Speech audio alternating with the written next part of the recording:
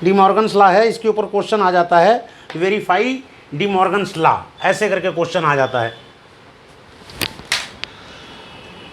ठीक है, तो इसमें फर्स्ट पार्ट इसमें मैंने वेरीफाई किया है खुद, सेकंड पार्ट आप लोग खुद वेरीफाई करेंगे। मैं उसका रूल समझा देता हूँ, पहले क्वेश्चन नोट कर लीजिए।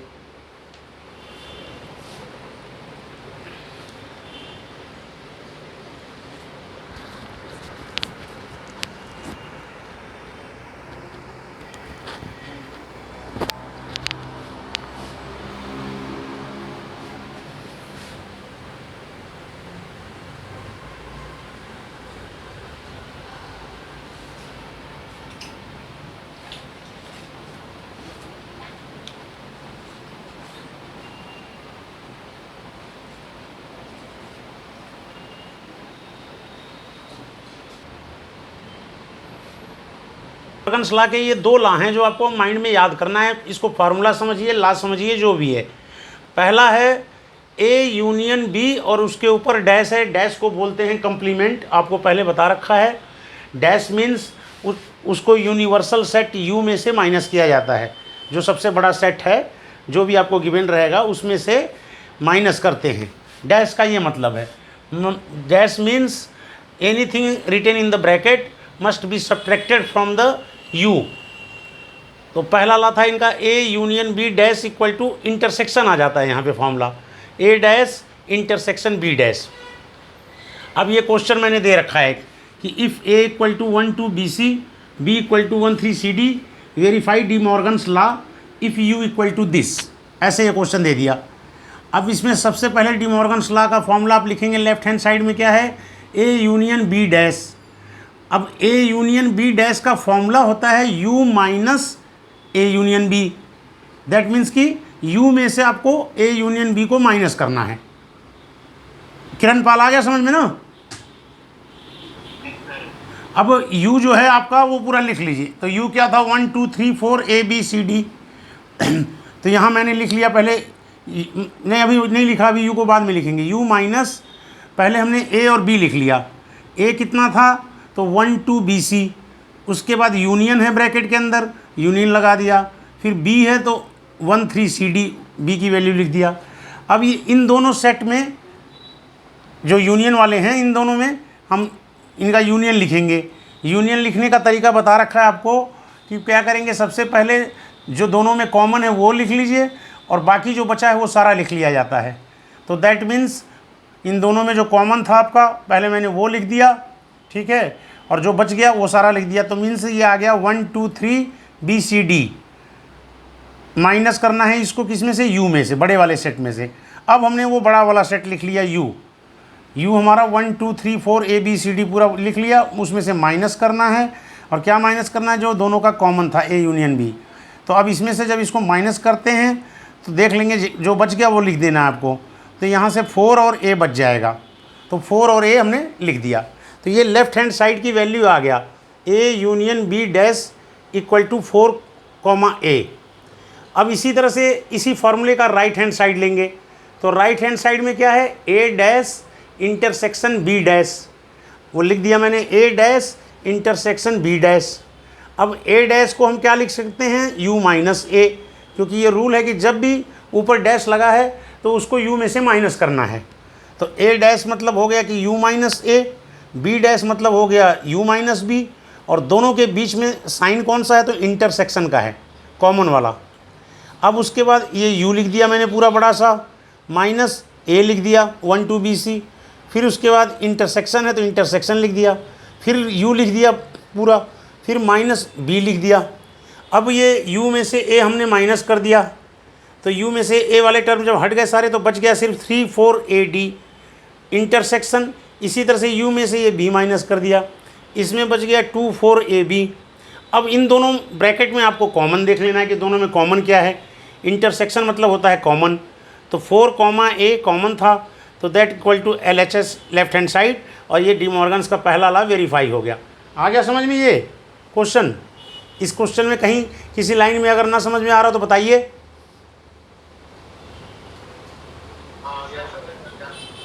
बस माइंड में सिर्फ ये याद रखना है कि डैश जब भी लगा रहता है किसी के ऊपर तो डैश का मतलब होता है यू में से उसको माइनस करना, उस चीज़ को यू में से माइनस करना है।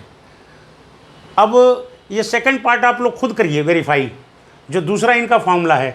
पहला फॉर्मूला इनका यूनियन वाला था, जो यूनियन बदल के इंटरसेक्शन में आ जाता है।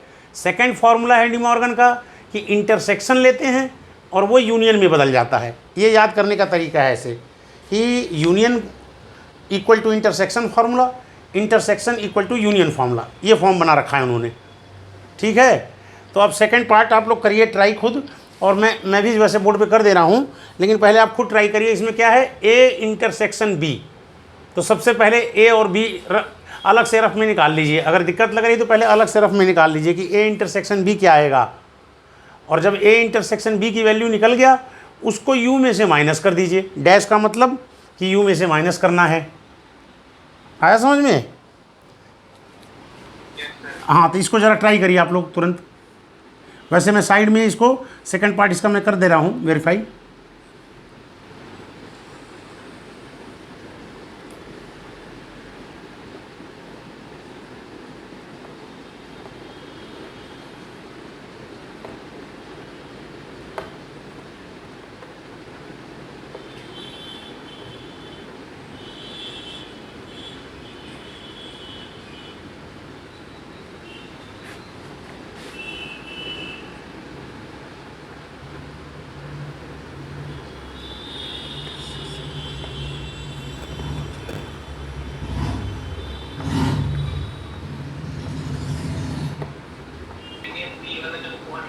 हाँ उसमें यूनियन माइनस ब्रैकेट में ए यूनियन बी करा था हाँ पहले वाले पार्ट में। हाँ तो दूसरे पार्ट में ए इंटरसेक्शन बी है हाँ फॉर्मूला, हाँ। तो इक्वल टू में intersection minus A intersection B क्या आएगा? नहीं, दूसरे वाले फॉर्मूले में किसमें, मतलब इसमें राइट हैंड साइड जो फर्स्ट, नहीं, जो भी कर रहे हो, जो भी कर रहे हो। हाँ, तो जो अभी कर रहे हैं इसमें ये क्या हुआ, देखो ए इंटरसेक्शन बी है ना, पहले ए इंटरसेक्शन बी निकाल लीजिए। तो ए की जगह क्या है 1 2 BC, उसके बाद इंटरसेक्शन बी की जगह क्या है 1 3 CD। अब इन दोनों में इंटरसेक्शन मतलब क्या होगा, दोनों में कॉमन जो है, तो जो कॉमन है वो आ गया आपका 1 और C। इसमें भी 1 है, C है, इसमें भी 1 और C है, तो ये आ गया ए इंटरसेक्शन बी की वैल्यू ये आ गया। अब हमें करना क्या है, ए इंटरसेक्शन बी का डैश है। डैश का मतलब कि यू में से माइनस करना है, और किसको माइनस करना है, तो ए इंटरसेक्शन बी को करना है। अब हमने यू लिख दिया, 1 2 3 4 ABCD दे रखा है क्वेश्चन में, उसमें से माइनस करना है क्या, A intersection B. A intersection B कितना है 1 और C था। अब ये 1 और C इन दोनों में से कट गया, तो बचा क्या 2 3 4 ABD। तो ये लेफ्ट हैंड साइड आ गया आपका। आया समझ में? अब बताइए इसमें कहाँ पे आपको उसमें कहाँ पे समझ में नहीं आ रहा है। हमने तो इसीलिए इसमें एक एक स्टेप कर दिया है ताकि आपको दिक्कत ना हो बोर्ड पे। जो आपने वाली लाइन लिखी है ना, LHF ए इंटरसेक्शन बी, हाँ, उसके इक्वल टू के बाद intersection minus A intersection B नहीं आना था? तो पहले वाले में आपने यूनियन वाले फॉर्मूले में union minus A intersection union B करा था। नहीं, यहाँ क्या है, ए इंटरसेक्शन बी डैश है। डैश का मतलब यू में से माइनस करना है, और क्या माइनस करना है, तो ए इंटरसेक्शन बी माइनस करना है। और अगर ए यूनियन बी डैश होता तो यू में से A union B minus, U में से ए यूनियन बी माइनस करेंगे। वही तो किया है यहाँ पे, U minus A union B ही तो किया है फर्स्ट को। हाँ, वही सेम एज इट इज, मतलब माइनस हो जाना है बस। यू में से जो भी चीज़ दे रखा है बस उसको माइनस कर देना है, चाहे वो यूनियन हो, बस माइनस कर देना है यू में से उसको, चाहे वो यूनियन हो या इंटरसेक्शन हो। अब इसमें राइट हैंड साइड करना है, तो राइट हैंड साइड में मैं साथ साथ कर दे रहा हूँ, आप इसको नोट कर लीजिएगा क्योंकि इंपॉर्टेंट तो है ही क्वेश्चन ये। अब राइट हैंड साइड में आपको फॉर्मूला पता है कि ए डैश इंटरसेक्शन नहीं यूनियन बी डैश। तो पहले ए डैश को हम क्या लिखेंगे, तो ए डैश हमारा हो जाएगा यू माइनस ए। डैश का मतलब कि यू में से माइनस करना है। बी डैश का मतलब क्या है, तो इसको बी में से माइनस करना है, बी को माइनस करना है, तो यू माइनस बी। और जो आंसर आएगा इन दोनों ब्रैकेट के अंदर उनका फिर हमें यूनियन ले लेना है बीच में। अब यू माइनस ए, यू क्या था हमारा, तो पूरा लिख लीजिए 1 2 3 4 ABCD, उसमें से माइनस करना है ए को। ए हमारा क्या है, तो 1 2 BC, ये फर्स्ट पार्ट ऐसे निकालेंगे। फिर बीच में यूनियन का साइन है, और फिर हमें यू में से क्या माइनस करना है, बी माइनस करना है। तो दोबारा फिर यू लिखिए, 1 2 3 4 ABCD, आया समझ में। और अब इसमें से फिर b माइनस करिए, क्योंकि u माइनस बी करना है। तो b कितना है, तो वो लिख दीजिए, वो आपका दे रखा है 1 3 CD।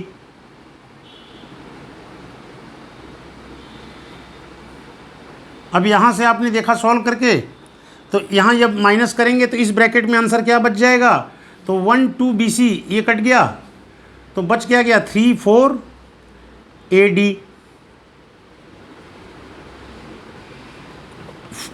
यहाँ u माइनस ए करने पे, अब उसके बाद फिर यूनियन है इन दोनों के बीच में।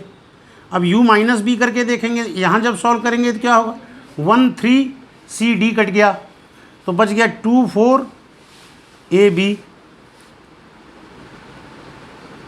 अब हमें इनका यूनियन ले लेना है। यूनियन का मतलब क्या हो गया कि जो भी टर्म है सारा ही लिख देना है एक बार। तो अब आपका यहाँ से स्टार्ट हो गया 2 3 4 A B D, 2 3 4 ABD, यही देखिए ऊपर आया होगा, वही आया है 2 3 4 ABD लेफ्ट हैंड साइड में, और ये राइट हैंड साइड भी यही आ गया। तो अब आपका दोनों इक्वल हो गया, तो दैट इज़ वेरीफाइड, आपने लिख दिया। आ गया समझ में ये question, D Morgan's law verify करने के लिए, और बड़े नंबर में आता है ये। अगर दोनों ला दे दिया तो कम से कम 4 नंबर का आएगा, एक ला देगा तो 2 नंबर में आएगा। और प्रैक्टिस करेंगे, बताऊंगा मैं कैसे करना है। ये साथ साथ नोट कर लेना, जो कराया हूँ इसको तो नोट कर लिया करो कॉपी में, इसी को देख लोगे तो भी काफ़ी कुछ समझ में आ जाएगा सॉल्व किया हुआ, क्योंकि इन्हीं सब के यही सब स्पेशल अलग अलग टाइप के हैं क्वेश्चन सेट थ्योरी में। ठीक है, अब लास्ट टाइम हमने आपको कराया था कि जैसे मैथ टीचर, फिजिक्स टीचर और दोनों पढ़ाने वाले, इस तरह का बताया था, फॉर्मूला बताया था आपको NA यूनियन B करके। ठीक है, उसी क्वेश्चन को अब थोड़ा सा आप यहाँ पे मैं एक दूसरे मेथड से समझाऊंगा। याद आ रहा है ना, लास्ट टाइम मैंने क्वेश्चन कराया था कि टोटल इतने टीचर हैं। हाँ, अब देखिए जो क्वेश्चन आता है किस तरह का और करने का मेथड क्या है वो बता दूं। मान लीजिए मैं क्वेश्चन ले लिया एक कि इन ए school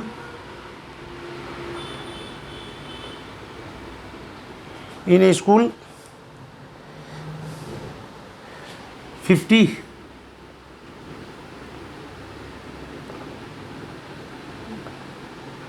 student of class 11th। ठीक है, अब आप इसमें आगे देख लीजिए क्या है, 26 student,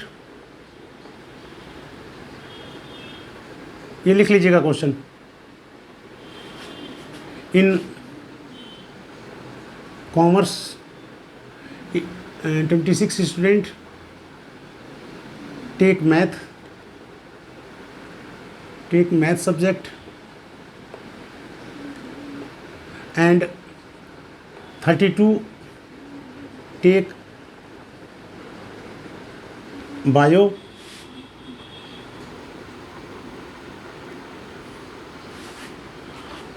how many student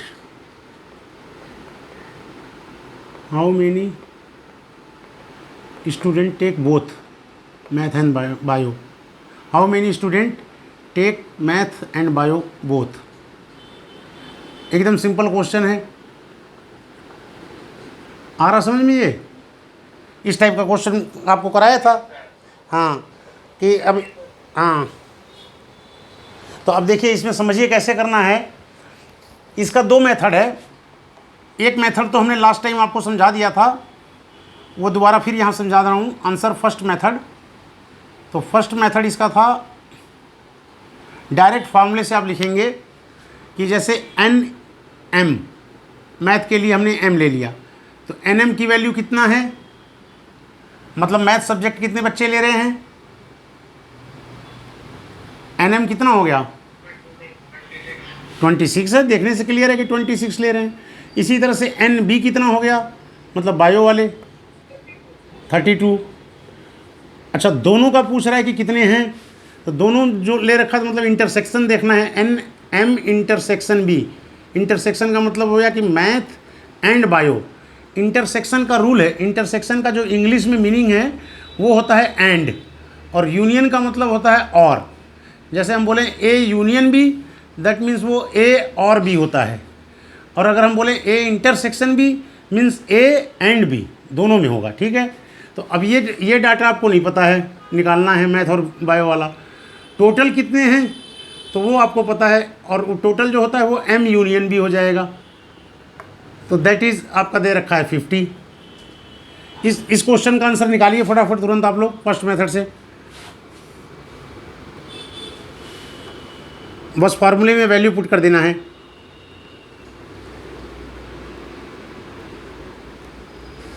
next है सेकंड मेथड, वो मैं आगे कर रहा हूं, आप फर्स्ट मेथड से इसका आंसर निकाल लीजिए।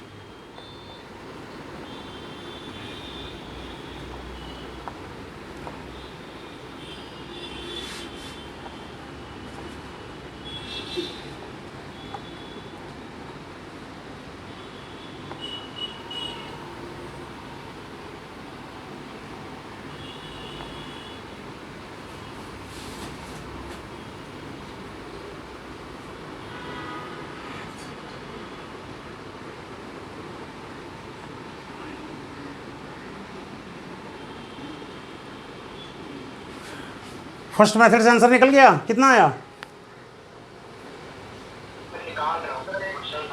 यार, इतना टाइम नहीं लगना चाहिए। N M union B equal to N M plus N B minus M intersection B. ठीक है, ये लाइन मैं यहाँ नीचे लिख देता हूँ। एन सोल्यूशन इसका ऐसे होगा, n M union B equal to N M plus N B minus n M intersection B.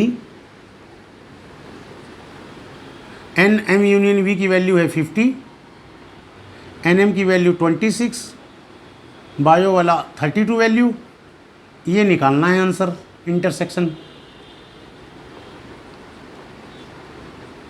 ये दोनों ऐड कर दिए, 58 आ गया। 50 equal to 58 minus n M intersection B.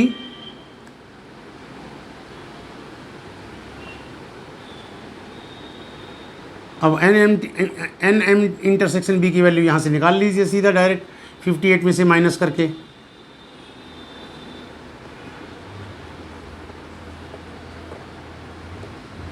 Kiranpal, समझ में आ गया क्वेश्चन की? ये वाला, ये तो क्वेश्चन पहले लास्ट टाइम कर रखा था इस। अच्छा, हाँ थोड़ी स्पीड फास्ट रखा करो।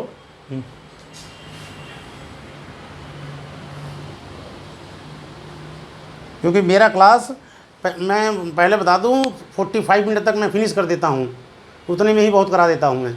10 मिनट मेरे को लिख जाता है क्वेश्चन नोट करने में बोर्ड पे आप लोग के लिए। क्वेश्चन छांट छांट के लिखना पड़ता है, variety of question.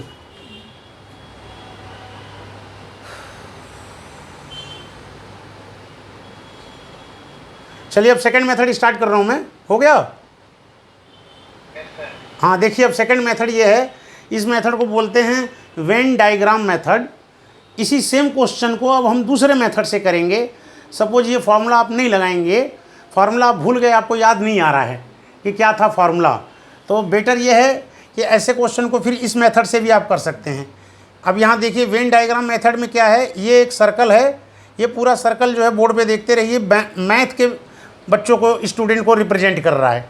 And this circle represent bio student, math student, bio student. Okay. और बीच में देखिए दोनों सर्कल के बीच में कुछ कॉमन पोर्शन है, जो कॉमन पोर्शन है वो दोनों रिप्रेजेंट कर रहा है कि जो मैथ भी और जो बायो दोनों में है। ये चीज़ आया समझ में डायग्राम में? अब इस डायग्राम में आप अपनी तरफ से 3 अल्फ़ाबेट ले लिया करिए। जैसे मैथ वाले में हमने एक अल्फ़ाबेट ले लिया स्मॉल a, बायो वाले में ले लिया स्मॉल b, और जो दोनों में कॉमन पोर्शन है उसको ले लिया हमने स्मॉल c। ऐसे लिख लिया, आ गया समझ में? मैथ बायो और दोनों में अल्फ़ाबेट ऐसे लिख दिया, और बीच में जो कॉमन पोर्शन था उसमें भी एक अल्फ़ाबेट आपको लिख देना है। अब आप लिखेंगे इन तीनों अल्फ़ाबेट को हमने प्लस कर दिया। प्लस कर दिया means a plus b plus c। अब a plus b plus c की वैल्यू कितनी है? तो जितना टोटल स्टूडेंट होते हैं क्वेश्चन में दिया रहता है वो होता है। तो a plus b plus c को हम किसके इक्वल लिखेंगे? टोटल स्टूडेंट कितना दे रखा है स्कूल में? 50। तो a plus b plus c तीनों ऐड करके 50 हो जाएगा। ऐसे ये क्वेश्चन करने का तरीका है, जितना भी दिया रहेगा शुरू में वो टोटल लिख दिया जाता है ऐसे प्लस करके। अब इसके बाद देखेंगे कि इन मैथ में कौन कौन सा अल्फ़ाबेट आ रहा है। इन मैथ वाले सर्कल में कौन कौन से अल्फ़ाबेट आ रहे हैं? ए और सी आएंगे। ऐसे ये मैथ वाला जो सर्कल है इसमें घूमते रहिएगा आप, तो जब आप घूमेंगे तो देखेंगे उस सर्कल के अंदर सिर्फ ए और सी आ रहा है, बी नहीं आ रहा है। आया समझ में? तो लिख दीजिए ए प्लस सी, ये मैथ वाले थे टोटल, और मैथ वाला यहाँ पे दे रखा है क्वेश्चन में कितने हैं? 26 स्टूडेंट। तो मैथ के लिए यहाँ ए प्लस सी की जगह 26 लिख लिया। इसी तरह से बायो का लिखिए। तो इन बायो में कौन सा 2 अल्फ़ाबेट आ गया? B plus C. यहाँ लिख दीजिए B plus C equal to 32। ठीक है, कितना आ गया समझ में? अब ये ऐसे इक्वेशन बन जाएंगे। अब ये फर्स्ट इक्वेशन में से इस सेकेंड इक्वेशन को सब्ट्रैक्ट कर दीजिए, या इसी को यूँ समझ लीजिए कि a प्लस सी की जगह आप कितना लिख देंगे? 26 दे रखा है क्वेश्चन में। तो जो ऊपर बड़ा वाला इक्वेशन है जिसमें तीनों अल्फ़ाबेट आ रहे थे, उसमें a और c हटाकर उसकी जगह आप 26 लिख देंगे। तो इक्वेशन क्या बन गया आपका? b plus 26 equal to 50। आया समझ में? ये चीज़ समझ में आया कि नहीं? ये चीज़ समझ में आया कि नहीं? तो अब यहाँ से b की वैल्यू निकाल लीजिए। 50 में से 26 माइनस हो गया तो 24 आ गया। b की वैल्यू निकल गया 24। ठीक है, अब ये थर्ड इक्वेशन में b की वैल्यू पुट कर दीजिए। Putting value of b in equation third, putting value of b in equation third. तो थर्ड इक्वेशन क्या था आपका? b plus C equal to 32। b की जगह 24 लिख दिया। 24 plus C equal to 32। c equal to कितना आ गया? 32 माइनस 24, 8 आ गया। c क्या था? c वो अल्फ़ाबेट है जो दोनों में कॉमन है, मीन्स दोनों मीन्स मैथ और बायो। तो आपका यही आंसर हो गया इसको। यही आपको क्वेश्चन में बताना था कि मैथ और बायो दोनों पढ़ने वाले कितने हैं। यहाँ सी के नीचे लिख लीजिए math and bio both, math and bio. ये फॉर्मूला याद करने की ज़रूरत नहीं है, डायरेक्ट ऐसे अल्फ़ाबेट लिख के और इक्वेशन बना के सिंपल सॉल्व कर लिया जाता है। ये वेन डायग्राम मेथड होता है। इसमें आपको अल्फ़ाबेट इस तरीके से सॉल्व करने में एक क्वेश्चन और भी पता लगता है कि क्या बनता है क्वेश्चन। अब जैसे हम आपसे पूछें कि इस क्वेश्चन में जो b की वैल्यू 24 आया है, ये 24 क्या चीज़ बता रहा है? ये चीज़ ध्यान से बताइए। बी की वैल्यू जो 24 है, इससे हमें क्या पता लगा? ये 24 ऐसे बच्चे हैं जो सिर्फ बायो वाले हैं, ओनली बायो ले रहे हैं 24, क्योंकि बी क्या है, बायो वाले में है सिर्फ, दोनों में नहीं है बी, मैथ और बायो दोनों में नहीं है, दोनों में तो सी था। आया समझ में? तो बी जो हो गया, बी जो आपने निकाला है बी इक्वल टू 24, उसके आगे लिख लीजिए कि student who take only bio, ये आंसर, ये लाइन लिख लीजिए वर्ड, इस सेंटेंस कि बी जो निकला आपका यहाँ से वो क्या है, तो student who take only bio. आ गया समझ में? अब इसमें बताइए student who take only math, जो खाली मैथ में है, ऐसे कितने बच्चे हैं? कितने? 18। कैसे पता लगा बताओ? किरणपाल,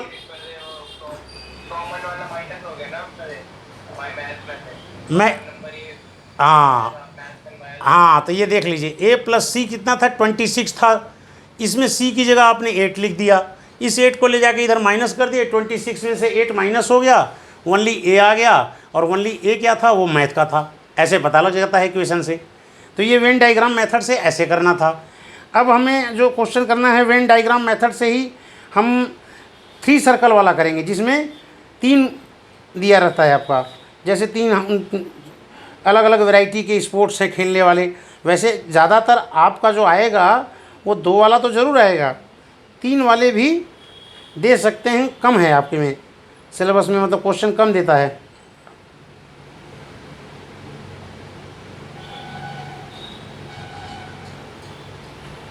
अब देखिए, जैसे मैं क्वेश्चन एक करा रहा हूँ आपको, एक क्वेश्चन ये नोट कर लीजिए अब आप।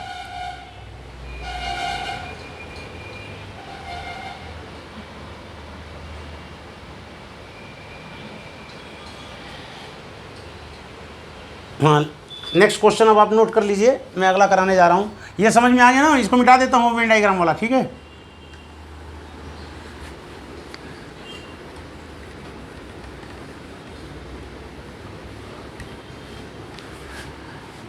अगला क्वेश्चन अब आप नोट कर लीजिए, एनसीईआरटी में भी आपके दे रखा है इस तरह का क्वेश्चन, उसी में से ही कराऊंगा, एनसीईआरटी का ही क्वेश्चन है। In a survey of 60 student, in a survey of 600 student, ये तो क्वेश्चन दूसरा वाला है, छोड़िए। इन ए सर्वे ऑफ 60 पीपल, 60 लोगों का सर्वे किया गया। In a survey of 60 people, 25 read newspaper H, 25 read newspaper H. कोई न्यूज़पेपर है जैसे Hindustan Times, Times of India, Dainik Jagran, इस तरह से होते हैं। तो 25 लोग ऐसे हैं जो एच पेपर पढ़ रहे हैं, 26 ऐसे हैं जो टी पेपर पढ़ रहे हैं। 26 read newspaper T, newspaper T, 25 ये हो गए, 26 ये हो गए, ठीक है। और उसके बाद है आपका, कहाँ गया क्वेश्चन,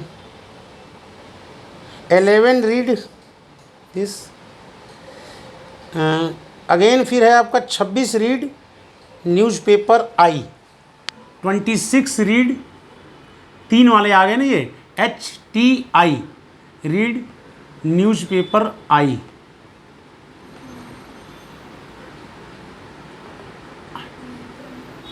उसके बाद दिया है 9 read both H and I, 9 लोग ऐसे हैं, 9 read both H and I।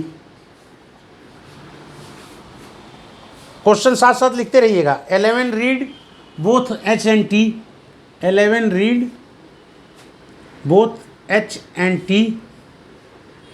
ये बड़ा इंपॉर्टेंट क्वेश्चन है, ये 3 वाला प्रैक्टिस बहुत अच्छी तरह से नहीं चाहिए।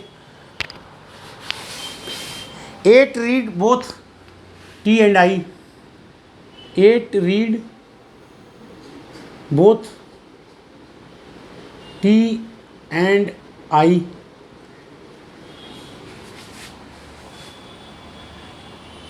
3 read all the 3 newspaper. 3 read all the 3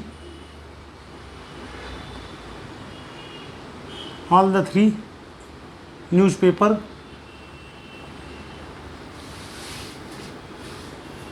HTI. ये क्वेश्चन यहाँ जाके ऐसे फिनिश हुआ। अब इसमें क्वेश्चन पूछ रहा है आपसे, find the number of people who read exactly 1 newspaper.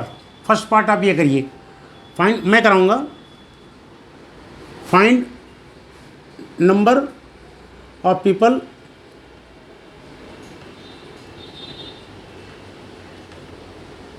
Who read exactly 1 paper, मतलब जो सिर्फ एक ही पेपर पढ़ रहे हैं उनका नंबर बताना है। देखिए इस टाइप का जो भी क्वेश्चन होगा, अभी इसमें सेकंड पार्ट भी है, वो सारे पार्ट अभी आपको लिखने की ज़रूरत नहीं है, क्योंकि जब हम क्वेश्चन सॉल्व करेंगे वेन डायग्राम मेथड से, अपने आप सारे आंसर आते रहेंगे इसमें कि कौन कौन सा पता चला, A alphabet, B alphabet, C alphabet, ऐसे जो जो निकलेंगे वो अपने आप डाटा देते रहेंगे जो हमें क्वेश्चन में चाहिए। क्वेश्चन समझ में आ गया ना ये वाला? हाँ जगतेश, नोट कर लेना तुम्हें ये क्वेश्चन। तुम कह रहे थे ना कल की जब लास्ट क्लास में, सर ये 3 वाला समझना है। अच्छा देखिए, अब देखिए इसमें सबसे पहले वेन डायग्राम मेथड ही अप्लाई करिए। दोनों मेथड से कराऊंगा अभी आपको। पहले वैसे वेन डायग्राम, तो वेन डायग्राम इजी रहता है, इसीलिए मैंने आपको पहले 2 वाले में वेन डायग्राम समझाया आज। सबसे पहले वेन डायग्राम बना लीजिए। अब इसमें 3 सर्कल बनाने पड़ेंगे आपको। पहला सर्कल आपने बना लिया एच का, ये एच वाला अखबार हो गया। दूसरा सर्कल आपने बना लिया टी का। तीसरा सर्कल आपने बना लिया आई का। ये ऐसे बना लिया 3 सर्कल, ठीक है। HTI 3 टाइप के न्यूज़पेपर थे, ठीक है। अब इसमें आपको लिखते जाना है अल्फ़ाबेट सारे। H से स्टार्ट किया, देखिए मैं लिखना शुरू कर रहा हूँ। A, फिर B, फिर C। पहले तो तीनों में ABC लिख लीजिए।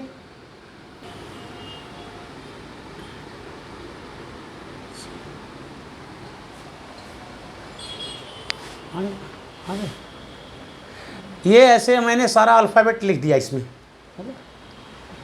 ABCDEFG। एक लाइन से, ये कोई ज़रूरी नहीं मैंने जो लिखा है वही आप लिखें, आप बदल के भी अल्फ़ाबेट लिख सकते हैं, ठीक है ना। आप कहीं पे कोई भी अल्फ़ाबेट लिख सकते हैं, बस मेथड समझ में आना चाहिए। इतना तो समझ में आ गया ना, क्लियर? हाँ किरणपाल, कुछ भी अल्फ़ाबेट लिख दो। जगतेश कुछ भी अल्फ़ाबेट, ये नहीं हमने यहाँ ए लिखा है तो ए हम ही भगवान हैं, हम खुदा हैं कि जो हम लिख दिए वही सही है। आप यहाँ पे अपनी तरफ से लिख सकते हैं, ए लिख दीजिए, बी लिख दीजिए, जो भी लिख दीजिए। मेन तो ये लिखने का पैटर्न है। अब आप इसमें हमको पहले तो ये बताइए कि इन सभी को हम प्लस करेंगे, जितने भी अल्फ़ाबेट हैं टोटल हर बार जी तक आता है, याद रखिएगा। A + B + C + D + E + F + G, ये टोटल वैल्यू कितना दे रखा है? ये 60 है। सबसे पहला लाइन तो यही होता है, सर्वे ऑफ 60 पीपुल। जब भी सर्वे कर रहे हैं या जो भी कर रहे हैं, चेक कर रहे हैं या स्टूडेंट देख रहे हैं, तो ये पहला इक्वेशन बन गया 60, ठीक है। अब आप देखिए ओनली H पेपर पढ़ने, H वाले पेपर में कौन कौन से अल्फ़ाबेट हैं? H वाले में, H वाला जो हमने हाँ चारों हैं, A + D + E + F। और ये वैल्यू किसके इक्वल है? आपको क्वेश्चन में दे रखा है कि H पेपर पढ़ने वाले कितने लोग हैं। जो H पढ़ रहे हैं, भले वो एक्स्ट्रा भी पेपर पढ़ रहे हो, हमें उससे नहीं मतलब है। मतलब H वाले लाइन में कितना दे रखा है, तो क्वेश्चन में दे रखा है 25 रीड न्यूज़पेपर एच, क्लियर लिखा हुआ है, तो यहाँ लिख दीजिए 25, दूसरा इक्वेशन। तीसरा इक्वेशन इसी तरह से लिखिए, टी न्यूज़पेपर पढ़ने वाले, टी पढ़ने वाले कौन कौन से हैं, तो बी ई एफ जी, ये हो गया 26। ऐसे इक्वेशन बनाते जाना है आपको। ये थर्ड इक्वेशन बन गया। इसी तरह से आई पेपर पढ़ने वाले कौन कौन से हैं, तो C plus D plus E plus जी,